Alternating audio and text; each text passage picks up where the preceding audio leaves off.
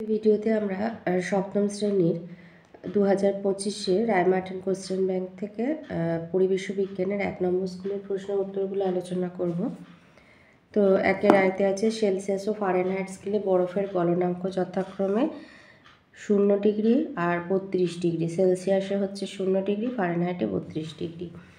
দুই আছে জিঙ্কের সাথে কপার সালফেটের বিক্রিয়া, জিঙ্ক সালফেট আর কপার প্রতিস্থাপিত হলো, তাই এটা প্রতিস্থাপন বিক্রিয়া। 3 লিনতাপ পদার্থের অবস্থান্তর ঘটায়। 4 Na+ আয়নে ইলেকট্রন সংখ্যা হলো, আচ্ছা, যেহেতু সোডিয়াম পরমাণু একটি ইলেকট্রন ছাড়লে Na+ আয়ন তৈরি হয়, মানে একটা ইলেকট্রন কমে যাচ্ছে।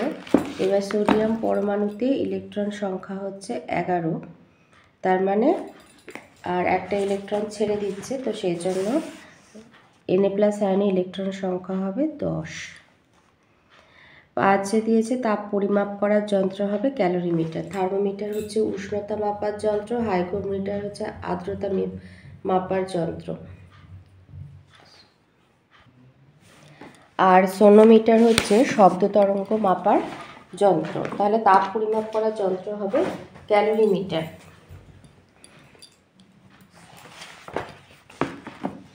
দুইতে আছে সংক্ষিপ্ত উত্তর দিতে বলেছে কোনো পরমাণুর ভর সংখ্যা 23, পারমাণবিক সংখ্যা 11 হলে নিউট্রন সংখ্যা কত?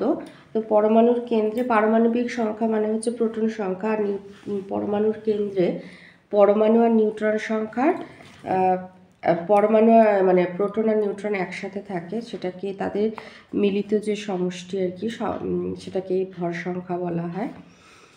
তাহলে পারমাণবিক সংখ্যা 11 হলে আর নিউট্রন সংখ্যা হবে 23 - 11 মানে 12। 2 দিয়েছে তাপ পরিমাপের এসআই একক হচ্ছে জুল। 3 বলেছে পরিবর্তনশীল যোজ্যতা দেখা যায় একটি মৌলের নাম হলো, নাম আর চিহ্ন লেখো, নাম হচ্ছে তামাক, চিহ্ন হলো Cu।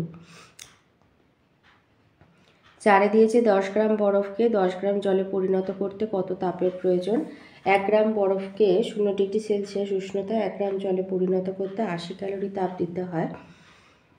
তাহলে 10 গ্রাম বরফকে 10 গ্রাম জলে পরিণত করতে ওই একই উষ্ণতায় 10 গুণ 80 মানে 800 ক্যালোরি তাপ দিতে হবে।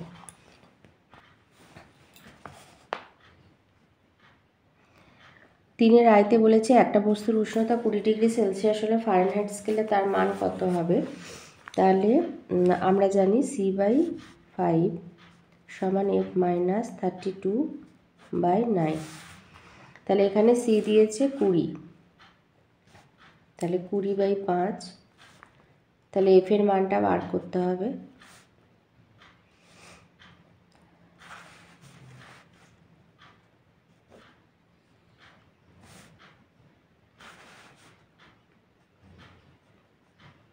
নয় আর 4 গুণ করে দিলে 36,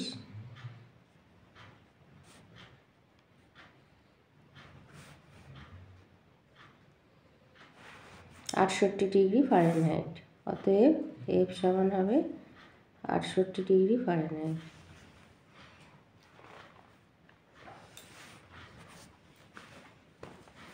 দুয়েতে দিয়েছে প্রদত্ত যৌগগুলির সংকেত লেখো, অ্যালুমিনিয়াম সালফেট Al2SO4 3 আর সোডিয়াম নাইট্রেট NaNO3। 3 দিয়েছে প্রদত্ত বিক্রিয়াটির সমতা বিধান করো, P4 + I2 Pi3। তো যেহেতু P মানে ফসফরাস হচ্ছে ফসফরাস আয়োডাইড উৎপন্ন হচ্ছে, তো ফসফরাসের সাথে ফসফরাস এখানে বাঁদিক আছে 4টে, তো এখানে 4 লিখলাম, 4 লিখতে আয়োডিন হয়ে গেল 12টা, তাই আয়োডিনের আগে 6 দিয়ে দিলাম, 6 × 2 = 12।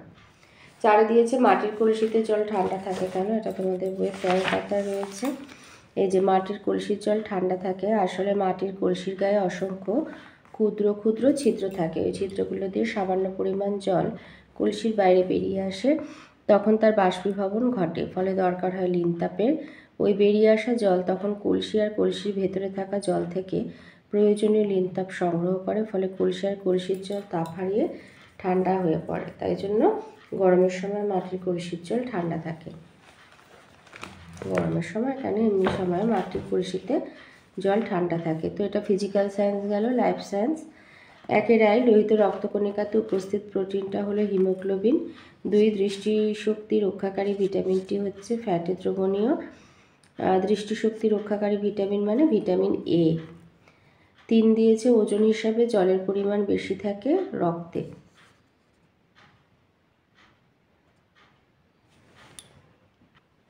ওটা রক্তে হবে না, এটা হবে মানুষের অঙ্গের তরল পদার্থের মধ্যে জলের পরিমাণ বেশি থাকে লালাতে।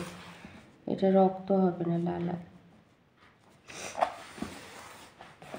2 আছে শূন্যস্থান পূরণ করো। আয়তে বলেছে ভাত আটাতে থাকা প্রধান খাদ্য উপাদানটির নাম কার্বোহাইড্রেট বা শর্করা। 2 ম্যারাসমাস রোগটি হচ্ছে প্রোটিন এবং শক্তির অভাবজনিত ফল। 3 একটি ফাইটোকেমিক্যাল ক্যারোটিন বা ক্যারোটিনয়েড। 3 দিয়েছে বিসদৃশ শব্দটি কারণসহ খুঁজে বের করে লেখো। আচ্ছা, এখানে keratin, vitamin, myosin actin. Keratin, myosin actin এগুলো হচ্ছে প্রোটিন। কেরাটিন হচ্ছে নৌকার চুলে থাকে আর মায়োসিন অ্যাক্টিন হচ্ছে পেশিতে থাকে। আর এখানে 2 আছে মেটানিল ইয়েলো ট্রান্সফ্যাট বা সাইক্লোমেট, সোডিয়াম ক্লোরাইড। এগুলো হচ্ছে খাদ্যে মেশানো ক্ষতিকারক পদার্থ। আর সোডিয়াম ক্লোরাইড হলো লবণ। 4 আয়তে দিয়েছে মস্তিষ্কে জল কিরূপে অবস্থান করে ও কোথায় কতটা ওজন হিসাবে জলের পরিমাণ আছে, এটা বইয়ের 174 পাতায় আছে। এই যে লালাতে সব থেকে বেশি 95%, তারপরে আসছে রক্ত। আর মস্তিষ্কে জল হচ্ছে সেরিব্রোস্পাইনাল তরল হিসাবে অবস্থান করে, এটা হচ্ছে 175 পাতায় আছে। মুখবিবরে হচ্ছে লালা, যকৃতে হচ্ছে পিত্ত, রক্তনালী বা হৃৎপিণ্ডে হচ্ছে মূত্রথলিতে মূত্র, চোখে হলো অশ্রু। তাহলে মুখবিবরে হচ্ছে লালা, যকৃতে পিত্ত, মূত্রথলিতে মূত্র, চোখে অশ্রু, ত্বকে হলো ঘাম, মস্তিষ্কে হচ্ছে সেরিব্রোস্পাইনাল,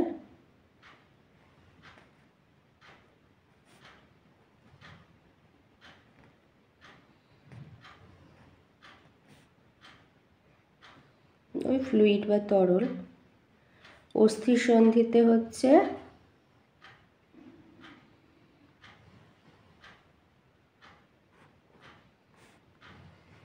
পিচ্ছিল রস।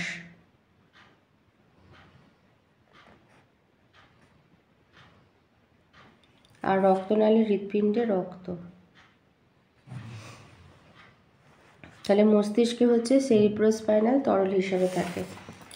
আচ্ছা, তার সাথে আছে জীবদেহে তাপমাত্রা নিয়ন্ত্রণে। জীবদেহ মানে উদ্ভিদ এবং প্রাণী উভয়েরই তাপমাত্রা নিয়ন্ত্রণে জলের ভূমিকা লেখো।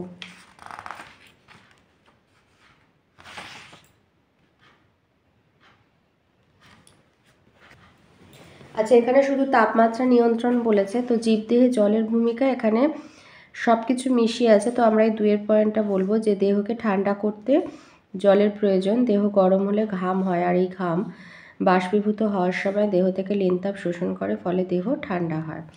শুধু এই 2 পয়েন্টটা দেব।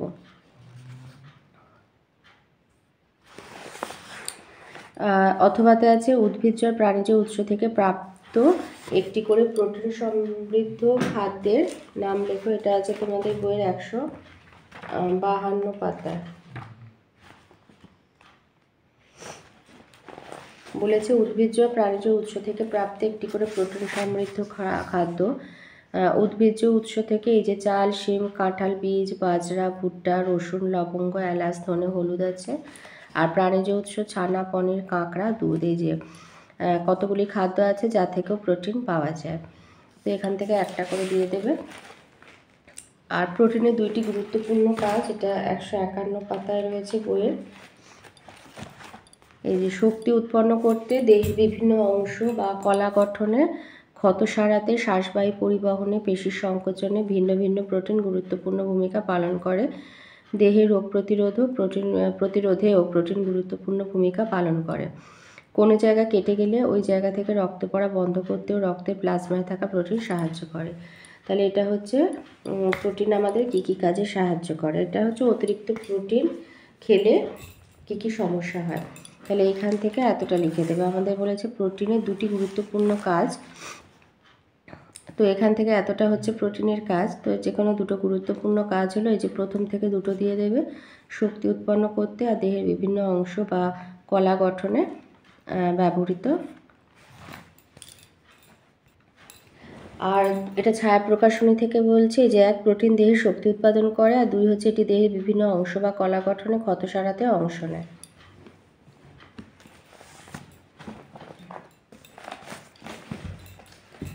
এরপরে আছে 2-তে দিয়েছে সালোক সংশ্লেষ কাকে বলে। এটা বইয়ের 181 পাতায় রয়েছে।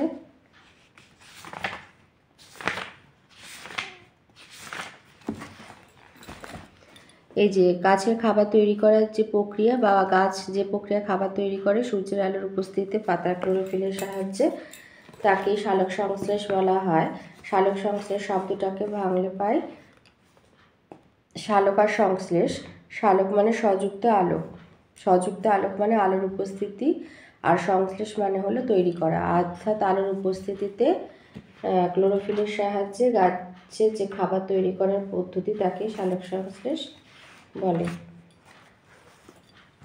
আর একটু ভালো করে বললে, এই যে সূর্যালোকের উপস্থিতিতে ক্লোরোফিলযুক্ত জীব যে বিশেষ প্রক্রিয়ায় কার্বন ডাই অক্সাইড ও জলকে কাজে লাগিয়ে শর্করা জাতীয় খাদ্য উৎপন্ন করে আর গৃহীত কার্বন ডাই অক্সাইডের সমপরিমাণ অক্সিজেন ত্যাগ করে, তাকে সালোক সংশ্লেষ বলে।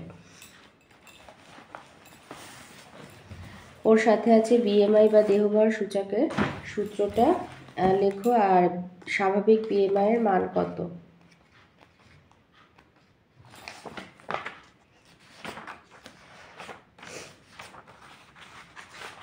এটা আছে তোমাদের বইয়ের 167 পাতায়। এই যে বিএমআই এর সূচকের সূত্রটা লিখতে বলেছে। বিএমআই সূচকের সূত্র হচ্ছে উচ্চতা বাই এই ওজন বাই উচ্চতা স্কোয়ার। ওজন হবে কেজিতে, উচ্চতা মিটারে। আর বিএমআই এর স্বাভাবিক ওজন এই যে 18.5 থেকে 25।